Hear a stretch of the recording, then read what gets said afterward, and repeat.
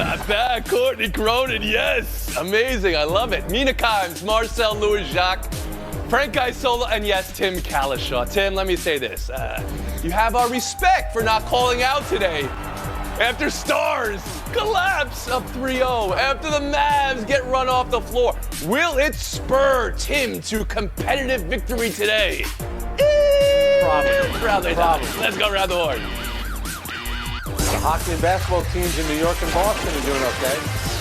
Undefeated.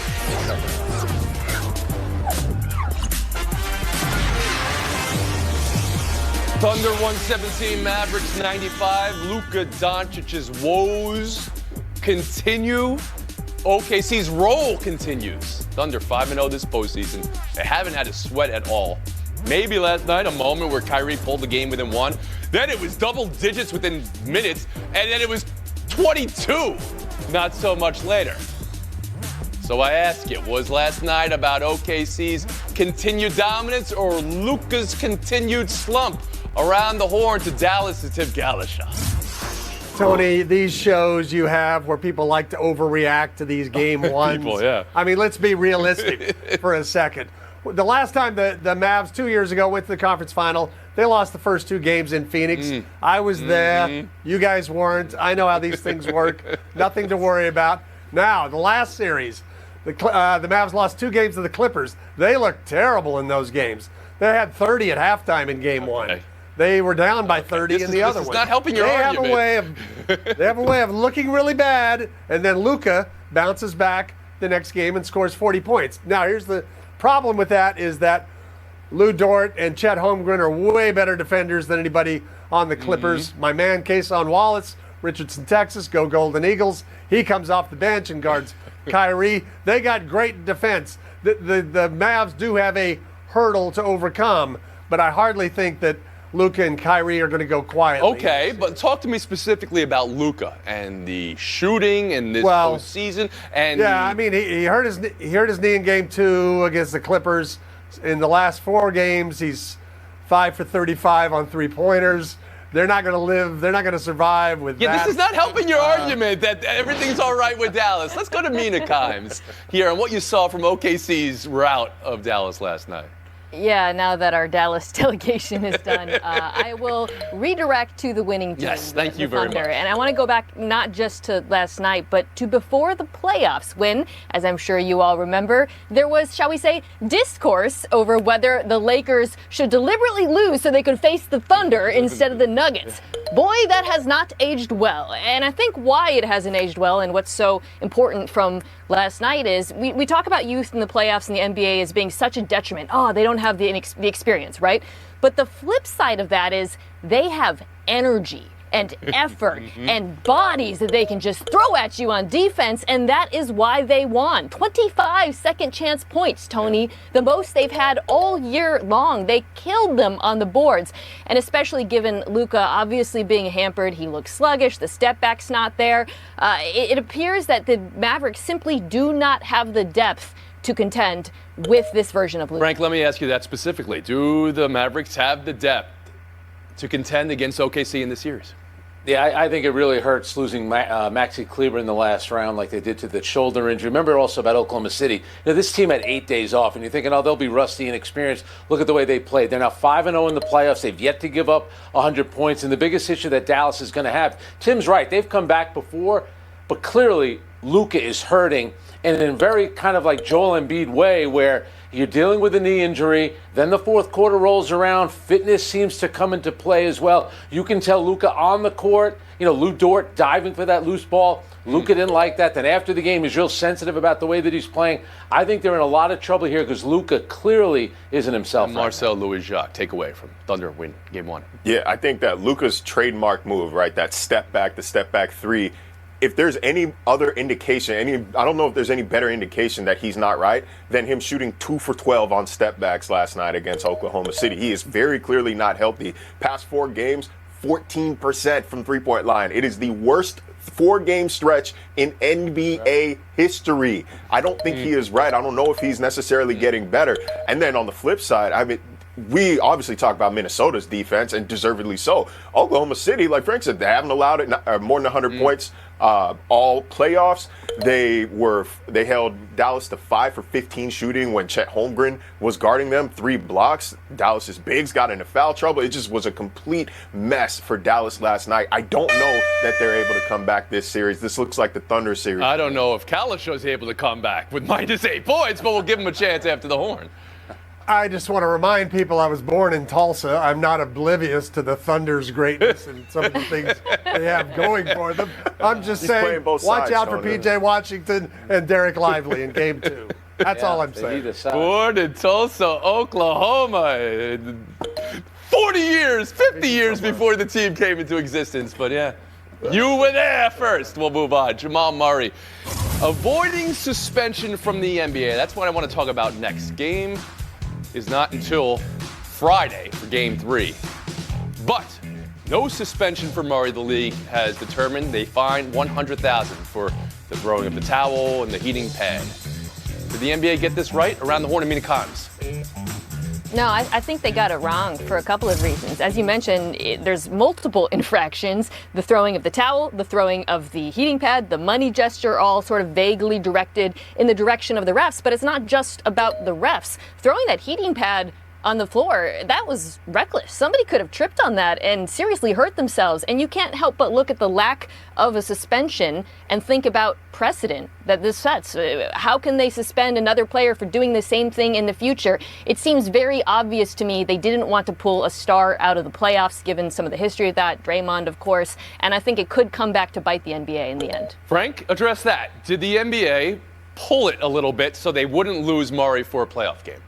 Yeah, because you know what's going to happen if he doesn't play, there's a really good chance they're going to lose without him. Jamal Murray knew exactly what he was doing. Of course he should be suspended. Remember, Chris Finch, the head coach of Minnesota, was injured in a freak accident in the last game against Phoenix when his own player, Mike Conley, ran into him. So freak accidents happen during NBA games. I'll tell you what, if I'm the referees union, I would say something here, because there was a moment about a month ago where Kelly Oubre walked up to the 3 officials after a game and in their face called them right to their face a derogatory word, didn't get suspended. Now you have a player throwing stuff on the court, making the money sign. I think the league dropped the ball on this one. He should have been suspended. Marcel, how do you see it? Do you see it as the league dropping the ball, or that the league's making a decision here, for better or worse, that the game should be decided by players on the floor and we're not going to make a decision that is oversized in some way?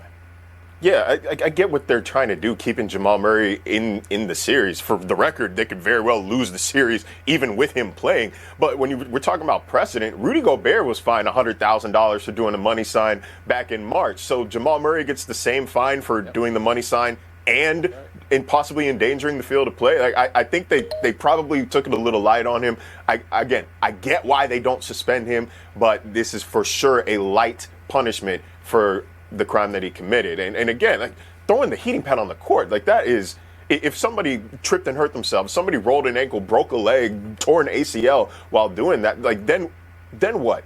Man, it's a terrible act. It was immature for Jamal Murray. He probably deserved more. As much as I hate suspending players, I agree with the panelists. This feels like it would have been very different if this was a bench player and in a series that was 1-1, where that suspension didn't really mean, quite as much. Frank is old enough to remember Bert Campaneris throwing a bat at a Tigers pitcher in the playoffs. Major League Baseball suspended him for the start of the next season. I think it was the first 5 games, not the World Series. I would be for that. Fine him, suspend him the first 3 or 5 games of next season. How about that? How about that? It doesn't really do it for me. Something. That's something. What hurt was what happened on the solution. floor. The meltdown was in this series. It should happen in this series if you're going to do it. That gets you thrown at a Green Grove, the nursing home, if you throw heating pads. Yeah. Doesn't get you thrown at an NBA game. Unbelievable. All right, let's talk tonight. Pacers-Knicks game 2. Mitchell Robinson ankle re-injured, so he's out for the rest of the playoffs. New York's short roster gets even shorter. You know that already, Frank. You're the minutes police. But adjustments tonight, and I'm asking for the Knicks, I'm asking for the Pacers, and I'm asking for the officials after the 2-minute report was a CVS receipt. Go ahead. Well, here's what's going to happen. Spoiler alert. The last 2-minute report will point out a couple of calls that were missed in the game because that happens all the time. The big thing for the Indiana Pacers, which kind of got glossed over here, was that Tyrese Halliburton was 2 for 6. And Rick Carlisle said, well, I have to do a better job of getting him shots. No, Tyrese Halliburton is an all-star. He's on the Olympic team. He needs to do better. If you watch that game, I felt like he wanted no part of that fourth quarter, especially offensively. He got completely outclassed by Jalen Brunson. He needs to do more. It's not on Rick Carlisle. It's not on the referees. It's on your all-star. Halliburton has said as much, but are you going to tell me the officiating at the end of the last game doesn't cast a shadow on this game when we're considering how they're going to referee this game? Well, first of all, every game seems to be an issue. And you know what? We're in the playoffs. Why not in the last 2 minutes just review everything? Why can you review a foul but not something like a kick ball, which would have given Indiana the ball in a tie game? Instead, the Knicks keep possession. DiVincenzo hits the 3. Just review everything. Frank says review everything from a man who's not on deadline, it sounds like. Marcel Louis-Jacques, how about you? I don't think it changes how the game's officiated tonight because there have been problems with how these games have been officiated throughout the entire postseason, even specifically with the Knicks. I don't know if any team has benefited more from late game, let's say, controversy than the New York Knicks. Although they did outscore Indiana pretty heavily in that fourth quarter, they do deserve some credit for being able to close out games. I don't think, while I don't think the refereeing change, the officiating changes, I don't think the result changes either. I've got New York Knicks winning tonight. They're too good. Jalen Brunson's too hot right now. And then Josh Hart putting up LeBron numbers, not scoring, but in minutes played. Kalisha, adjustments for tonight. In the last minute of that game, the Pacers got called for a foul that wasn't a foul. They had to overturn it with a challenge. As Frank said, they got called for a kickball. That wasn't a kickball. Should have been a turnover, possibly a fast break. And I know Miles Turner was barely moving with 12 seconds to go. I want to see the 48-minute report on the number of screens where a guy is barely moving. That's true. And they Thank you miss very those much. calls throughout the game. That you can't make that call with 12 seconds to go. You shouldn't really make it. So is there a shadow cast for tonight? Both teams going at each other the same way. An adjustment, Mina Kimes. How do you see tonight playing out? I do think that the consistency is the issue here, especially when you're watching the Wolves like literally act like a band of actual Wolves and get away with it on the floor, and then you watch this Knicks series with a soft whistle. I suspect they make some adjustments going forward because of that contact. One thing you're sure of tonight, Mina. Who you got? I got the Knicks. Tim Kalisha? I had the Pacers in game one. They should have won game one. I'll take the Pacers. Marcel? in game two. I got the Knicks. New York goes up 2-0. And Frank Isola. Brunson and Thibodeau, 2-0.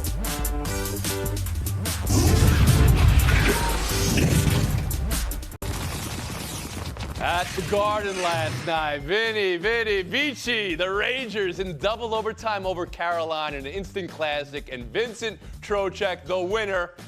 And he's been a conqueror all postseason long. He scored in 5 straight games, and you know the Rangers haven't lost a game this postseason, so that's working well for him. The Dallas Stars. Oh, Tim Kalisha, here we go again on our own, going down the only road you've ever known, blowing a 3-0 home lead. An Avalanche to lose 4-3 in overtime. Colorado takes a road win game 1. What you buying, what you selling from the overtime thrillers? Tim Kalisha.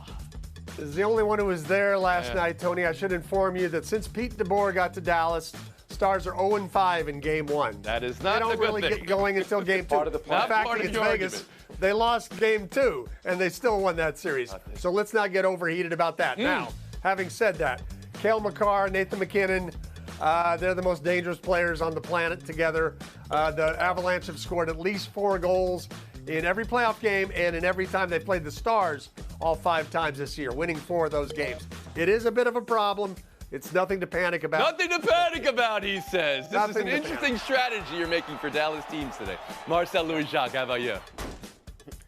Tony, what we heard out of the Stars locker room last night was they let this lead slip away. You didn't let it slip away. You blew it. It's a 3-0 lead after the first period. That's a blown lead. The Avalanche are the best offense in the NHL right now. 32 postseason goals is the best start to a postseason in NHL history. You had to assume that this onslaught, this attack, this rebuttal was coming at some point, and they just seemed so woefully prepared to defend that lead. It's a shame Stars blew that last night. Isola?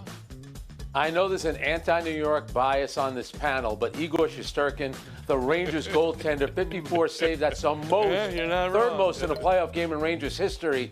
But here's the key. The Rangers, 2 for 7 on the power play. They killed off 2 penalties in overtime. That's because the Hurricanes, 0 for 10 on the power play in this series. Ain't winning if you do that. Tremendous argument for my solo. But also that qualifies as a homer pick. And Mina Kimes, how about you? Just that. Yeah, now that Frank is bravely talking about New York sports when no one else will, I'll go back to the other series. And I just want to say, if you follow Tim's logic, it's actually a good thing that he has the least amount of points on this panel because he is going to come back just like all of his Dallas teams. Unfortunately, I do not think that is in the cards for the Stars because of what Marcel alluded to. The Avalanche's offense is too great. And this was actually the 5th time this season, Tony, they have come back from being down 3-0 and shut their opponent down. That is the most in NHL history. Is that right? Wow. Did you get that stat from Woody Page? I don't think you got that stat from Woody Page. All right, we'll move on. Buy or sell to. It's the debate of the week. I love this story. Roll tape. We got to get you outside of that football lane, man. Where the guaranteed contracts are, where the best athletes in the world are, that's us. I can take 30 players right now in the NBA and throw them in the NFL. You cannot take 30 NFL players and put them in the NBA. Whoa, there it is. Austin Rivers making it on the show for that take. Mina, who you got? NBA players in the NFL or NFL players in the NBA? You can see J.J. Watt rallied for NFL players. Go ahead. Yeah, I think where Austin went wrong was saying that they're the most athletic. That's just not true. You could have said skillful. There's a case to be made rather that because there's just so many more roster spots in football and positions you specialize in, you could see, this isn't about roster NBA spots. player. Talk to me about making the jump. Could an NBA player more easily make the jump to the NFL or vice versa?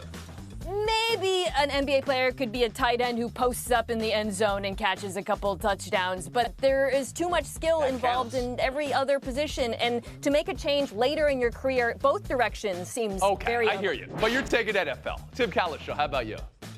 You know, there are a lot of great players, great athletes in a lot of these sports. Had they chosen differently in high school, yes, they could have pursued that. We know this. But Austin Rivers, that's not what Austin Rivers is saying. Exactly. He's saying they could go from the NBA and go suit up and go play football. I think they'd go through 2 football practices and they'd say, I'm out of here. I'm going back to the land of, nights off and guaranteed contracts. I want no part of this. Marcel, who you got, NBA or NFL?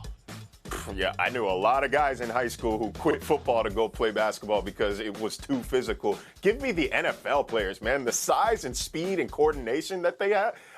I think it's a no-brainer. And there's definitely not 30 guys in the NBA who can go play in the NFL right now. That's absurd. I know he's putting on a front for the McAfee show, but that is just such a bold-faced lie that I cannot get over. Come on. All right, I could see Paolo Banchero, LeBron James as a tight end. I could see Jason Tatum as the new Harold Carmichael possibly doing that. And Mina, we love football and their skill, but come on now. Hockey, tennis, golf, soccer takes a little bit more skill than being a defensive back that could run and tackle. It's a good thing you're not playing hockey or soccer. Or tennis. You lost me there. Okay, right. None of that. Nobody's saying they're going to hit 200 in Major League Baseball or they're going to be able to skate and play a line in hockey. All right, I don't know if we got to the bottom of that conversation yet, but it seems like everybody was leaning Austin more Rivers NFL. was right. I want to see NFL versus sumo. Did you see that this week, Micah Parsons? Did you see it, Timmy? There he goes. Not bad. Sumo won the first one. Looks They like went a he's playing second the time, and 49ers. Micah defended himself a little bit better. I take an entire 49ers offensive again. line of sumo wrestlers right now. We'll make the playoffs in the NFL next year. All right, Calishaw's done. That's Dolan's done. Or I'll take a sumo wrestler, put him in the net, Recount. and I'd win the Stanley Cup Finals right now and take up the whole net. Love that. That's our showdown, Kimes. Right in. Louis Jacques. I do it. Mina, Marcel, good luck in showdown. Catcher's interference in baseball has been going up the last couple years, is up again on pace this year. And last night we had a brutal one. JD Martinez swing on impact with Wilson Contreras' arm. It's a broken arm for Contreras. He was in pain. Just terrible injury. Question was Martinez too far back or Contreras too far up? The St. Louis Cardinals have addressed this. They said they have moved Contreras up in the box to help him frame low strikes. They acknowledged it was a risk, And now we see the very downside of that. Mina, how do you rule here? Yeah, I don't want to blame Contreras, but as you said, they basically acknowledged that they were taking a risk with a deliberate strategy to better frame pitches. And it's not just about him. It's something we are seeing across baseball. There are as many catching interference calls in the month of April as there were across an entire season 10 years ago. Something is going on. Marcel? Contreras did not blame Martinez for the incident after the game, so neither will I. It is a freak accident and an unfortunate byproduct of moving your catcher up in the box, which is something I'm sure the Cardinals aren't going to do in the game. Right. I mean, then the blame should be on the Cardinals, right? This wasn't the backswing. This was the swing. We'll move on. Also from baseball last night. Don't take this the wrong way, but we are already a no-hitter alert. Yoshinobu Yamamoto, before he throws a single pitch tonight against the Marlins. MLB Network's Greg Amsinger. This is, yes, before the game. As he sets up the game, they threw a no-hitter alert. And you know what happened on the first pitch of the game. Oh, my goodness. You've heard of broadcaster jinx before, Marcel. How should Amsinger play this one off? I mean, look, the world is going to get its jokes off, so maybe stay off Twitter for a couple of days. But, I mean, if you're going to make that joke about any team, how about the worst one in baseball? No harm, no foul. Oh, that's a low blow on your hometown team. Go ahead, Mina. I mean, the worst part for him, it wasn't just one hit. He actually allowed 5 hits in that game. I understand what he was doing, maybe getting out ahead of it. It's worse when they bring up a no-hitter late in the game, but it was obviously a mistake. Greg, I feel for you, man. Lead into it. Love it. That was an all-time jinx. Mina Kimes, 30 seconds to FaceTime. Yeah, just wanted to extend my condolences to the friends, family, many people who worked with legendary rock producer and engineer Steve Albini, who was behind albums from Nirvana, Pixies, The Breeders, but so many that meant so much to me. McCluskey, Low, Cloud Nothings, I could go on. Joanna Newsom, I really, really adored his music growing up. It had a huge influence on me. So RIP to an absolute legend. That was a very nice remembrance, Mina. Thank you for your time. We'll see you guys tomorrow on a 23.5-hour break. PTI's next.